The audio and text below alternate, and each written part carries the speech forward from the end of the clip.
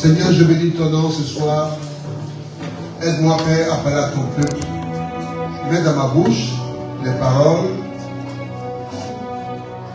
qui sont comme des marches pour ton peuple. Pour aller vers toi. Pour entrer en possession des promesses que tu as pour eux. Au nom de Jésus. Amen. Amen. J'ai prié. J'ai demandé à Dieu qu'est-ce que je dois dire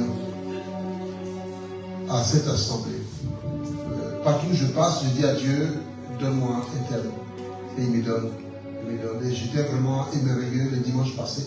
Parce que c'était une église où je n'avais jamais été, je ne connaissais pas le pasteur. Et le thème que je donnais avant de venir était exactement le thème dont ils avaient besoin.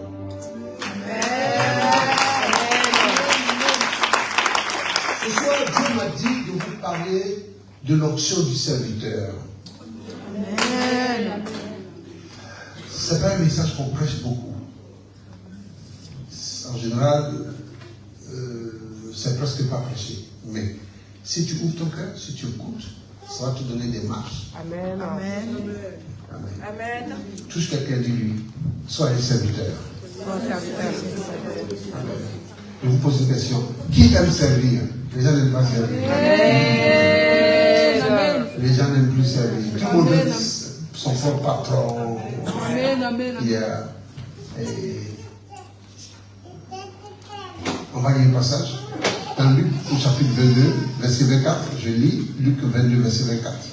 Il s'éleva parmi les apôtres une contestation. Lequel d'entre eux devrait être estimé le plus grand? Donc les apôtres de Jésus, les 12 là, ils ont commencé à faire, ils ont fini chasser des mots, ils ont fini de... Ils sont en train de discuter qui est grand, qui est le plus grand parmi nous ici. Amen. Au verset 25, Jésus leur dit, les rois des nations les maîtrisent. Et ceux qui les dominent sont appelés bienfaiteurs. Qu'il n'en soit pas ainsi de même pour vous. Mais que le plus grand parmi vous soit comme le plus petit. Waouh! Mais que le plus grand parmi vous soit comme le plus petit. Et celui qui gouverne comme celui qui sert. Que celui qui gouverne soit comme celui qui sert. Car quel est le plus grand? Celui qui est à table ou celui qui sert? N'est-ce pas celui qui est à table? Et moi cependant, je suis au milieu de vous comme celui qui sert. Jésus a répondu à leur discussion en disant, ne soyez pas comme les gens du monde. Mais regardez-moi. Je suis le plus grand parmi vous. Mais je vous sers. Amen. Jésus est en train de dire que le plus grand doit être comme le plus petit. Waouh! Quelqu'un dit waouh! Wow. Je vais vous dire quelque chose, c'est que le monde de l'esprit fonctionne à l'envers. Dis à l'envers. Amen. Dans le monde de l'esprit, tout est à l'envers. Si tu vas dans le monde de l'esprit, tu vas voir que les gens marchent les pieds en haut, la tête en bas. C'est quoi ça? Dans le monde de l'esprit, celui qui est devant, on le met derrière. Donc le plus grand est derrière. Le plus fort est derrière. Alors que dans le monde naturel, le plus fort il est devant. Je suis devant. C'est moi qui ouvre la porte. C'est moi qui ouvre le chemin. Mais dans le monde de l'esprit, le plus grand, c'est lui qui marche derrière. Donc si tu t'envoies en guerre dans le monde de l'esprit, que tu tires ici le plus grand qui est devant là, tu n'as pas encore gagné. Dans le monde de l'esprit, si tu veux recevoir, il faut donner. Amen. Dans le monde naturel, il ne faut pas donner. Il faut garder. Il faut être riche. Tu gardes. tu économises, puis tu es riche. Dans le monde de l'esprit, tu donnes. Puis tu deviens puissant. Amen. Donc si Dieu ne t'a pas révélé cela, tu ne comprendras pas. Amen. Parce que c'est contre ta chair, c'est contre l'intelligence, c'est contre tout ce qu'on nous a appris dans la vie. C'est renversé. La Bible dit que le plus grand parmi vous sera votre serviteur. La Bible dit que le faible dise quoi? Je suis fort. Je suis fort. Donc, quand tu es faible, ça veut dire que tu es fort. Donc, quand quelqu'un est faible, ça veut pas dire qu'il est faible. Amen. Amen. Tu es faible parce que quelqu'un veut te faire croire que tu es faible. Amen.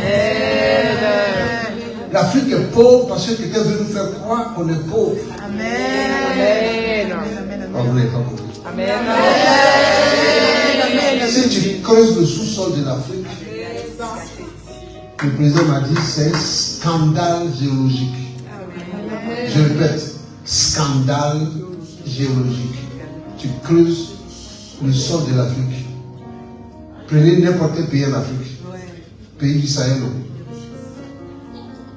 pays du Congo, pays de l'Afrique du Sud, pays de l'Afrique de l'Ouest, creuse. C'est un gâté.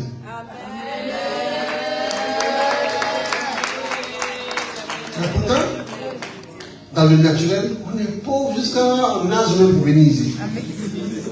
Il y a ton côté, mon Dieu, on s'en fout, on va nager.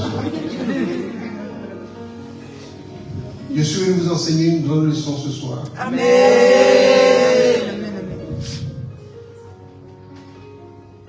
Dans le service se trouve un puissant outil de transfert de dons et de grâce. Amen. Si tu veux des transferts de dons, si tu veux des transferts d'onction, si tu veux des transferts de grâce, il faut servir.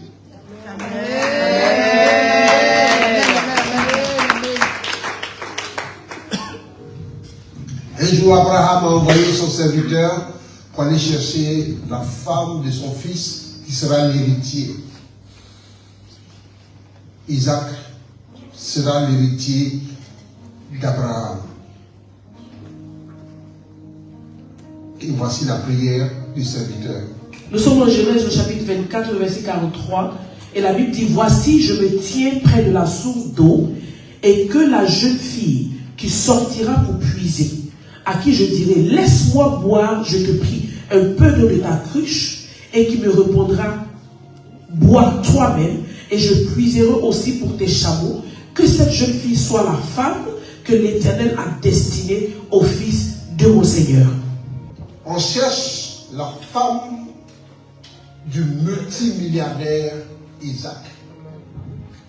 On n'est pas allé dans les belles rues pour chercher une belle femme. On est allé au puits où on envoie les gens pour aller puiser l'eau.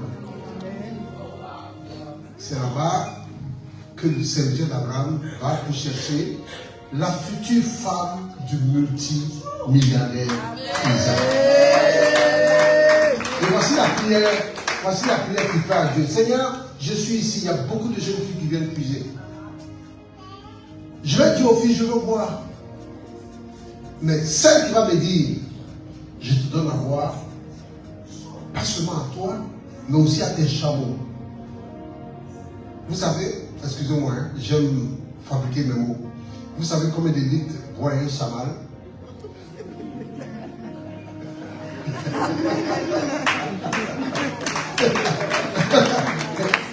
Et comme c'est un homme riche, il avait des chameaux. Amen. Et non seulement elle va lui donner lui à boire et ses serviteurs, mais donner à boire tous les chameaux. Mais c'est des barils d'eau.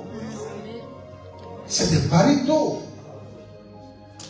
Donc, et c'est la prière qu'il a faite à Dieu. La fille qui va donner à boire à mes chameaux et moi. Amen.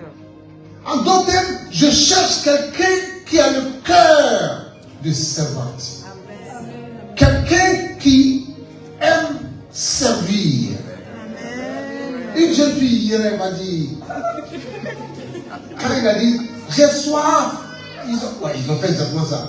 Hey, un étranger comme ça. Tu penses que nous, dans le temps, hey, viens chercher l'eau toi-même, viens. Mais il y a une parmi elles qui a dit tu vas boire. Et je vais donner à boire tout le chameau.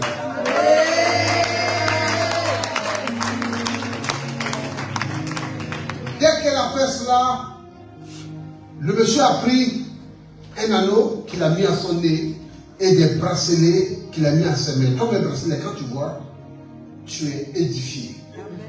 Pensez que ce n'est pas de l'or plaqué. C'est du solide. Amen. Abraham était très riche. Est-ce que vous savez ça? Amen. Est-ce que vous savez qu'Abraham était multimilliardaire? Amen. Abraham a fait la guerre à 4 rois. 4 rois ont osé attaquer Sodome pour prendre son neveu Lot. Amen. Abraham a envoyé ses serviteurs pour attaquer les 4 rois. 4 rois, ça dit 4 armées. Et ces 4 armées ont dépouillé l'Allemagne, ils ont dépouillé la Pologne, ils ont dépouillé tous les pays, et puis ils sont arrivés en France pour attraper l'autre. Donc quand les armées ont dépouillé les pays, ils ont pris toutes les richesses du palais, toutes les richesses ils ont pris. Et ils sont venus attaquer Gomorrhe de Sodome. Et Abraham, à la victoire sur ces 4 rois, donc Abraham les dépouille à son tour. Donc après qu'ils aient dépouillé tous les pays, Abraham les dépouille. Vous savez combien Abraham a eu dans cette guerre? Est-ce que vous avez une idée? Quand on prend toutes les richesses de la France, c'est combien de milliards? Combien de... On ne parle plus en milliards. Hein? Mais ils ont dépouillé tous les pays de la région. Et puis ils sont venus faire offrande à Abraham. Dis Amen. Dieu dit, oh yes. Oh yes. Oh yes. Et quand Abraham a reçu cette offrande, il allait faire payer sa dîme. Vous savez ça? J'espère que tu payes ta dîme. Amen. Qu'est-ce qu'on va dire devant lui? J'espère que tu payes ta dîme. Amen. S'il ne répond pas, il faut le toucher encore. Si quelqu'un paye sa dîme, il n'est pas basé sa dîme. Non, pardon. Si vous ne payez pas la dîme, on peut vous voler. On peut t'arracher ce qui est à toi. La dîme, c'est l'assurance ciel. Assurance protection ciel. Vous avez assurance maladie, non? Quand tu payes ta dîme, c'est l'assurance du ciel. On ne peut pas t'arracher ce qui est à toi. On ne peut pas prendre ce qui est à toi. Mais quand tu ne payes pas dîme, c'est-à-dire, venez voler moi, je suis volable. Amen. Ok. Après la mort de Moïse, serviteur de l'Éternel, l'Éternel dit à Josué, fils de Nun, serviteur de Moïse, Moïse, mon serviteur, est mort. Maintenant, lève-toi, passe le Jourdain, toi et tout ce peuple, pour rentrer dans le pays que je donne aux enfants d'Israël. Moïse est mort. Et qui est-ce que Dieu choisit pour remplacer Moïse? Josué. Mais Josué 1:1 dit que Josué est serviteur de Moïse. Dieu n'a pas choisi les fils de Moïse. Amen.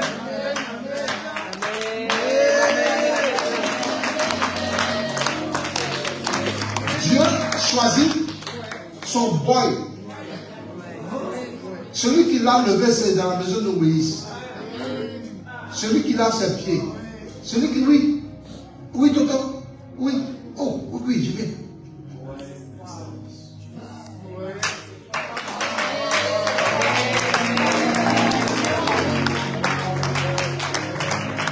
L'onction de Dieu cherche des serviteurs. Amen. Les anges de Dieu cherchent des serviteurs.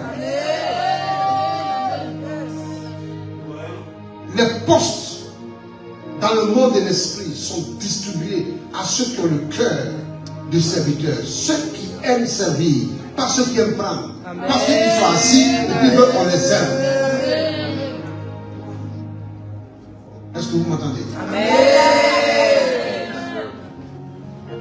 Et qu'elle va faire Josué? Josué va réaliser le rêve de son maître.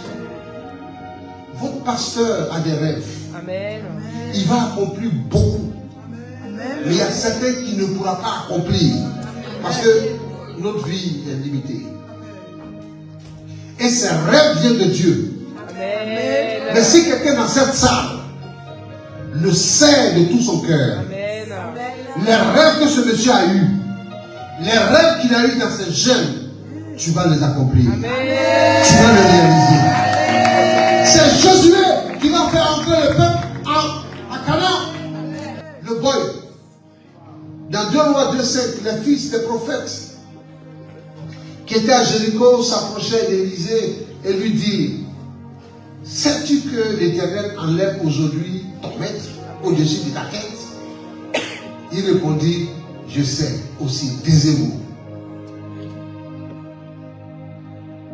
Élisée était le serviteur d'Élie, celui qui attrape le sac d'Élie pour l'accompagner, celui qui scie les chaussures d'Élie, celui qui lave les pieds d'Élie, celui que Élie envoie pour aller acheter banane braisée, le serviteur. Et les autres prophètes se moquaient de lui. Est-ce que tu sais qu'aujourd'hui ton maître il sera enlevé? Il ne sera plus là. Il dit: je sais, taisez-vous. Maintenant regardons le verset 9, qui est intéressant. Lorsqu'il eut passé, Élie dit à Élisée: demande ce que tu veux que je fasse pour toi, avant que je sois enlevé d'avec toi. Élisée répondit: qu'il y ait sur moi, je te prie, une double portion de ton esprit. Élie est enlevé un tourbillon et l'esprit du prophète Élie vient sur Élisée, mais dans une double portion. C'est-à-dire que le serviteur Élie va avoir 2 fois plus la puissance de son maître. Est-ce que vous êtes la peuple de Dieu? Si tu sers ton maître, si tu sers ton pasteur, Dieu peut te donner la double portion de son onction. Tout ce que tu vois dans sa vie là, il faut dire double. J'ai pas entendu. Double. Est-ce que tu crois? Amen. Tu peux recevoir. Si tu le sers, je vais vous dire ce soir que si tu aimes servir, tu vas avoir le double de ce que tout le monde a. Amen. Si tu aimes servir, tu vas réaliser des choses que les gens ne peuvent pas réaliser. Amen. Parce que tu aimes servir. Si tu aimes servir, les anges de Dieu seront ton service. Oh, tu n'as pas compris. Si tu aimes servir, les anges de Dieu vont venir pour te servir. Hey, ange te sert. Très bien. Vous connaissez l'histoire de Jacob qui était allé pour se marier. Et quand il était arrivé chez Laban, son oncle, au lieu qu'on lui donne la femme qu'il a vue, Rachel, qu'il aimait, on lui donne la grande sœur. On dit que dans leur tribune, dans leur coutume là, petit sœur ne se marie pas avant grande sœur. Donc, il va prendre la grande sœur d'abord. Or, en ce temps-là, avant d'être marié, tu dois travailler 7 ans pour le père, pour ton beau-père. Tu dois servir ton beau-père 7 ans. Oh, parce qu'on a qu'à reposer ça. Parce qu'aujourd'hui, nos filles marient des gens qui ne méritent pas. Oui, il y a des gens qui marient les femmes et puis qui les maltraitent. Il y a des gens qui marient femmes et puis qui maltraitent femmes, ils font pleurer femmes. Hé, tu as un enfer. Oh. Si tu as maltraité femme, tu en as un mort. Parce que Dieu aime la femme. Amen. Dieu compare l'église à la femme. Et toi, cette femme, tu maltraites. Oh, mon pauvre ami, tu as foutu. C'est que tu ne connais pas le royaume de Dieu. C'est que tu aimes payer. On ne maltraite pas femme. Dis à quelqu'un, on ne maltraite pas femme. Il n'a pas bien compris. Dis-lui. Donc, dans la tradition des Juifs, pour prouver que tu es un bon garçon, tu vas Jossi 7 ans, on va te regarder. Genre 1 an, genre 2 ans, genre 3 ans. Vous qui aimez embrasser les femmes avant mariage là, pourquoi écarter? 7 ans, et puis tu regardes, tu ne joues pas. 7 ans, c'est-à-dire que tu es continent. Tu es un continent. Tu ne vas pas laisser ta femme pour aller manger à gauche, à droite, devant. Il a travaillé 7 ans. Au lieu qu'on lui donne Rachel, on dit non, que dans la tradition, il ne doit pas dire la tradition avant. Bref, Jacob était un serviteur pour Laban. Mais dans Genèse 31:9, la Bible dit que Dieu a pris à Laban son troupeau et a donné à Jacob. Ça veut dire que Jacob est devenu plus riche que Laban. Quand vous lisez l'histoire, vous allez voir. C'est lui qui élevait ses cabris, ses moutons, et on le payait, on devait le payer en moutons, en cabris. Hein? Et comme là-bas il trichait beaucoup, donc il changeait le salaire du monsieur tout le temps. Mais malgré les changements que Dieu fait là, Jacob est devenu plus riche que là-bas. Je déclare dans le nom de Jésus. Amen. Que si tu aimes servir, amen, tu seras plus puissant que ton patron. Amen. Tu n'as pas compris.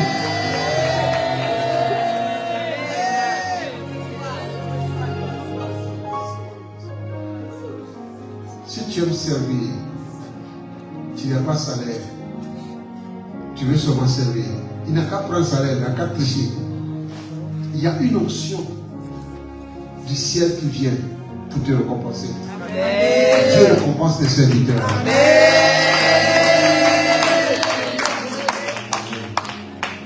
Vous connaissez l'histoire de Joseph? Quand Dieu voulait faire de Joseph un grand, vous savez ce que Dieu a fait de lui? Un esclave. Amen. Dieu lui a dit, tu veux être un grand? Va à l'école. Je veux voir ton cœur. On a trop de grands qui n'ont jamais servi. Amen. On a trop de présidents, qui n'ont jamais servi. Amen. Joseph a servi comme esclave. Amen. Il a servi chez Potiphar. Mais plus tard, il est devenu plus grand que Potiphar. Amen. Potiphar se mettait au garde à vous quand il voyait Joseph. Parce que Joseph a servi avec son cœur. Même quand il était en prison, il évangélisait. Il demandait aux gens en prison, ça va, tu vas bien? Lui ne pensait plus à lui, il pensait aux autres, ça va, tu as bien dormi? Vous connaissez l'histoire de David. Quand Dieu voulait faire de David un roi, Dieu lui a dit, va jouer pour le roi. Saül avait des démons. Saül avait des mauvais esprits. Amen. Et c'est quand David jouait que les esprits partaient. Amen. David a servi le roi. Amen. Et quand il a servi le roi, qu'est-ce qu'il est devenu? Il est devenu roi. Oh. Je suis venu te dire que servir là, c'est escalier. Amen. Tu deviens ce que tu sais. Tu reçois ce que tu sais. Tu peux avoir le double de ce que tu sais.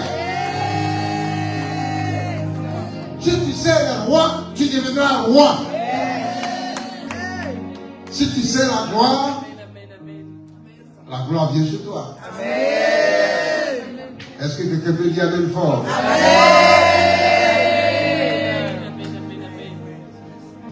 Dans Jean 15:15, Jésus dit, je ne vous appelle plus serviteur, parce que le serviteur ne sait pas ce que fait son maître. Je vais vous appeler ami, parce que je vous ai appris ce que j'ai appris de mon Père.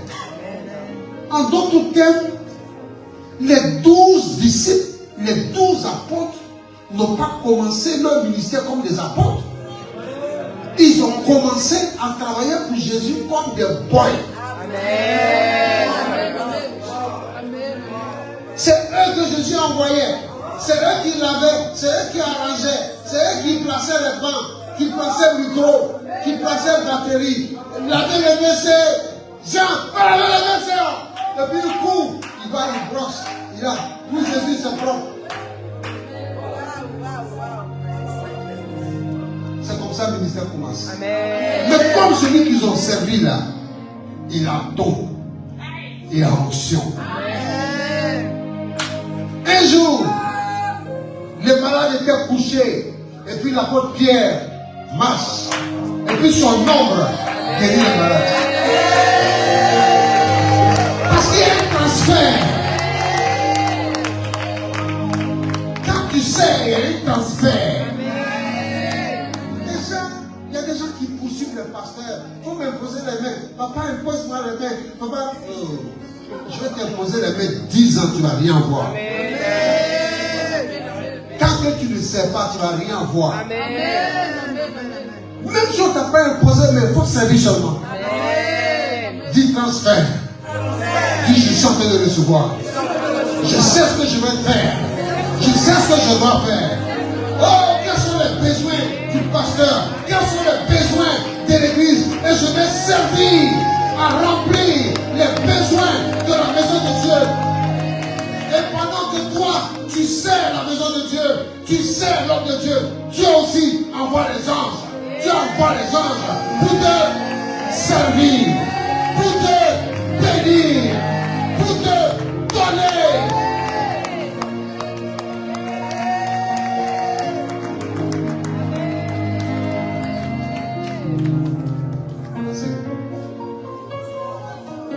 Dans Philippiens 2, 5.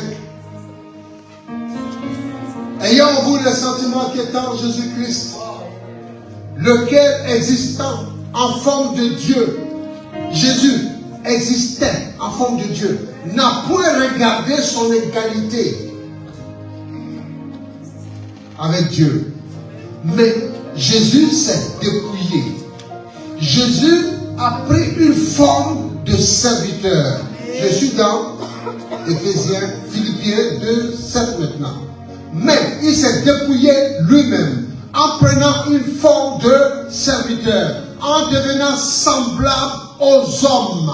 Et il a paru comme un simple homme.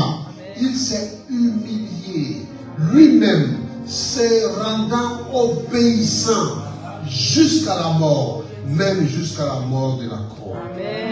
Voyez, quand vous lisez, vous allez voir les caractéristiques du serviteur. Le serviteur se dépouille lui-même. Le serviteur est humble. Tu cries sur lui, il ne se passe pas.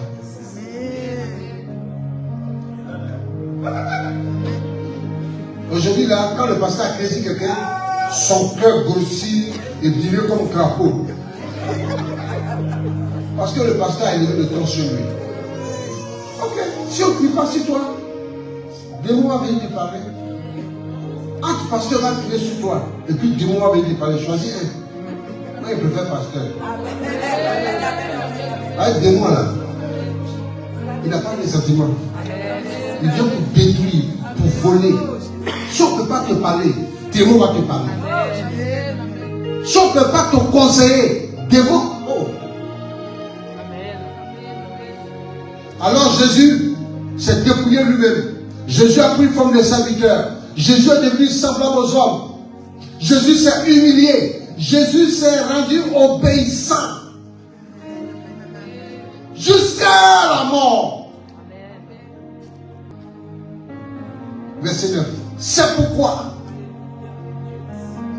comme il a servi, comme il s'est humilié, comme il était obéissant, c'est pourquoi, au verset 9, Dieu l'a souverainement élevé.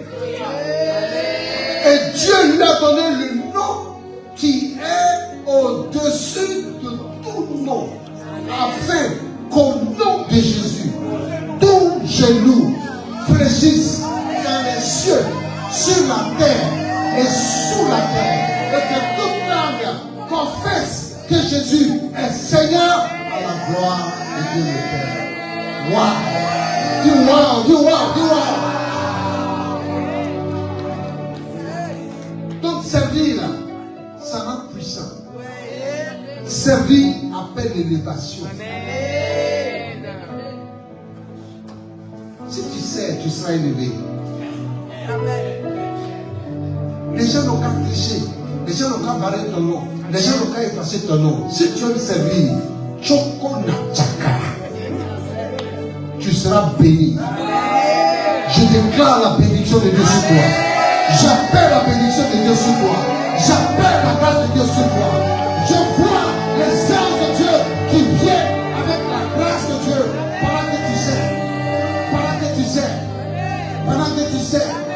Pendant que tu sais l'église. Pendant que tu sais la maison de Dieu. Pendant que tu sais l'onction. Oh, j'appelle la vie. J'appelle la guérison. J'appelle la grâce. J'appelle la faveur. J'appelle la guérison. J'appelle l'élévation. J'appelle le mariage. J'appelle les enfants. J'appelle la grossesse. J'appelle. C'est en toi. Pendant que tu sais. Pendant que tu sais. Sans prière. Tu n'as pas besoin de prière. Tu as juste besoin de servir. Sers avec ton cœur. Sers avec ton âme. Sers avec tes tripes. Sers de tout ton cœur. Sers. Et vois Dieu te bénir. Vois Dieu combattre pour toi. Vois Dieu t'ouvrir des portes. Parce que tu sais, les portes s'ouvrent devant toi. Sans prière. Parce que tu sais. Il y a un peuple de Dieu qui s'appelle Israël. Un jour, Abraham priait et Dieu lui a dit, tes descendants seront esclaves dans un pays étranger. Pendant 400 ans. Pendant 400 ans, qu'est-ce qu'Israël a fait en Égypte? Ils ont fait quoi? Ils ont servi. Esclaves, c'est vous servir. Dieu a voulu que le peuple d'Israël serve pas un an, pas deux, pas 50 ans, pas 100 ans, 400 ans. A dit, ils ont servi jusqu'à même. Le service était dans leur corps, leur âme. Pourquoi? Parce que Dieu voulait faire d'eux un grand peuple.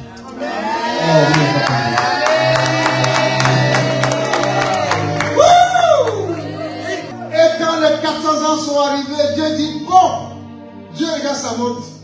Il dit, le temps est arrivé maintenant. Le temps de la délivrance est arrivé. Et Dieu dit, vous allez sortir. Mais Dieu dit, quand vous êtes en train de sortir là, allez frapper aux portes des Égyptiens pour qu'ils vous donnent leur or. C'est parce que je ne veux pas lire tous les versets. Si je lis, le temps sera long. Un peuple esclave qui ne mangeait que du pain sec. Pendant qu'ils sont en train de sortir, parce qu'ils ont servi, la faveur de Dieu est venue sur eux. Dieu dit, frappez aux portes des Égyptiens. En temps, l'Égypte était très riche. L'Égypte a amassé des trésors, des lingots d'or. Et puis Dieu a dit, pour 1 500 000 Hébreux, tapez aux portes. Ils ont dépouillé l'Égypte. Ils ont braqué l'Égypte. C'est le braquage de Dieu. Je suis venu te dire que Dieu va braquer pour toi. Vous n'avez pas compris. Vous ne connaissez pas Dieu. Vous ne connaissez pas Dieu.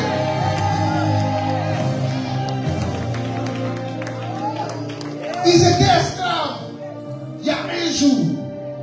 Et le lendemain, ils étaient des multi-milliardaires. Dieu les a payés 400 ans de travail plus intérêt. Oh là là, oh là là, oh là là, oh là là, oh là là. 400 ans de travail plus intérêt. Ils ont va pas te demander pardon. Tu vas courir, tu vas venir à l'église arranger l'église avant l'heure. Tu vas dire à maman pasteur, qu'est-ce que je peux faire? Maman pasteur, est-ce que je peux venir à la maison laver des habits? C'est ça qu'il y a machine, mais laisse-moi laver.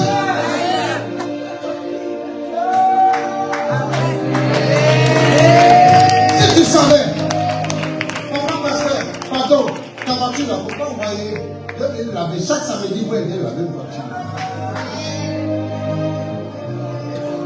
Je vous dis ce qu'il y a dans la Bible. Amen. Comme je dis, c'est des choses que les gens n'aiment pas prêcher. Ils prêchent onction. Et oh, voilà onction ici. Vraie onction, voilà ça. Oh, les 12 apôtres, c'était des boys cuisiniers. C'est eux qui allaient chercher les ânes.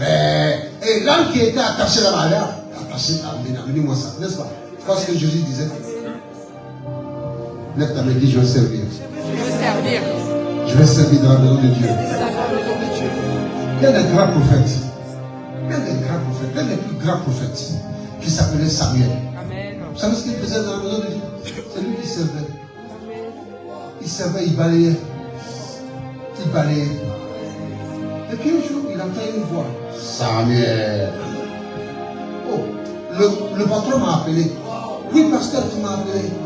Après la vache de dehors. Il balaye. Samuel. Oui, pasteur, tu m'as appelé. Hé, je n'étais pas prêt. Laisse-moi dormir. Samuel ne dort pas. La nuit, il travaille. Il arrange l'église. Il arrange le temple. Ça n'est pas bien passé. Il prêche. Il n'est pas né prophète. Il n'est pas né prophète. Il servait. Et finalement, le pasteur a compris que c'est Dieu qui appelait l'enfant. Il lui a dit la prochaine fois que tu entends cette voix, il dit, quand ton serviteur est serviteur. C'est pourquoi on vous appelle serviteur de Dieu. On ne vous appelle pas patron. Les patrons de Dieu. Non. On est les serviteurs. Samuel est devenu le plus grand prophète.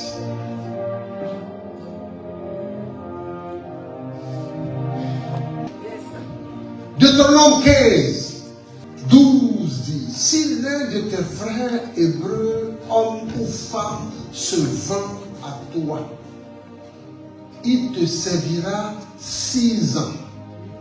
Mais la 7e année, tu le renverras libre de chez toi.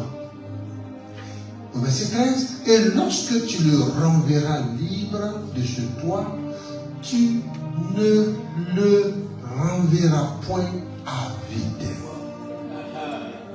Quelqu'un dit, avant, quand tu n'as pas le moyen, tu vas et puis tu te donnes à quelqu'un. Je vais être ton esclave. Donc tu travailles pour lui. Il dit, bon, j'ai un poulailler là, va nettoyer le poulailler. J'ai porc, va nettoyer. Bon, j'ai un champ, va travailler. Bon, j'ai un champ de manioc, va. C'est-à-dire, tout ce que le maître te demande, tu fais. Mais tu travailles 7 ans. Et la Bible dit qu'après 7 ans, il faut le libérer. Mais quand quelqu'un a travaillé pour toi 7 ans, quelqu'un t'a servi pendant 7 ans, la Bible dit Dieu a écrit un décret, Dieu a signé un décret. Tu ne peux pas le renvoyer à vide. Maintenant, écoutez le verset qui suit. Le verset 14. Deutéronome 15, 14. Tu lui feras des présents de ton menu bétail, de ton air, de ton pressoir et de ce que tu auras par la bénédiction de l'Éternel ton Dieu. En d'autres termes, quand quelqu'un t'a servi, tous les biens que tu as là, tu dois lui donner un peu. Tu lui donneras de ton bétail. C'est-à-dire qu'il sort là, tu lui donnes des moutons, des cabris, des chameaux, des chevaux.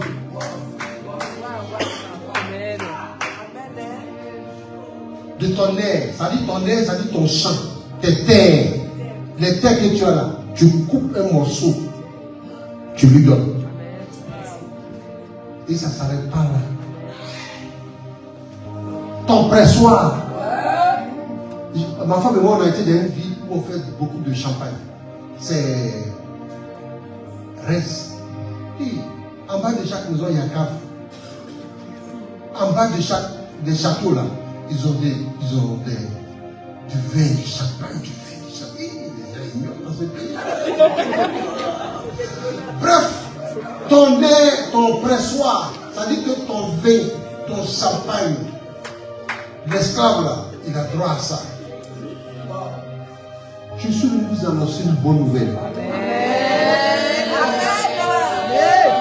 Quand tu sais quelqu'un, tu as accès à toutes ses richesses. Tu n'as pas compris, tu n'as pas compris. Quand tu sais quelqu'un, même si lui il dit qu'il ne te donne pas, Dieu a pris un décret, comme tu l'as servi, et puis il ne t'a pas donné. Dieu!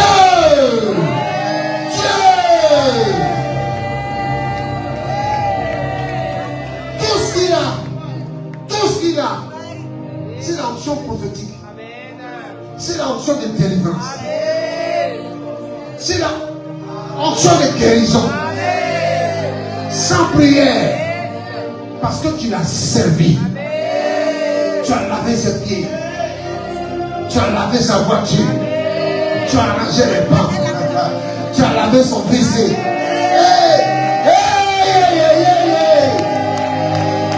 Quand tu vois ses besoins,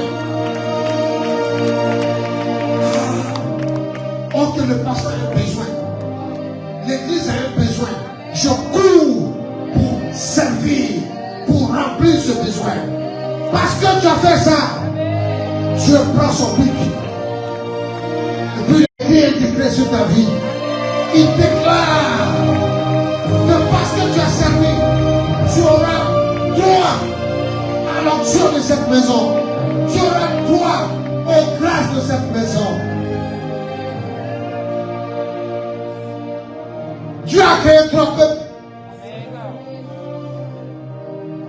Les Jingmen, les Chinois, les Asiatiques.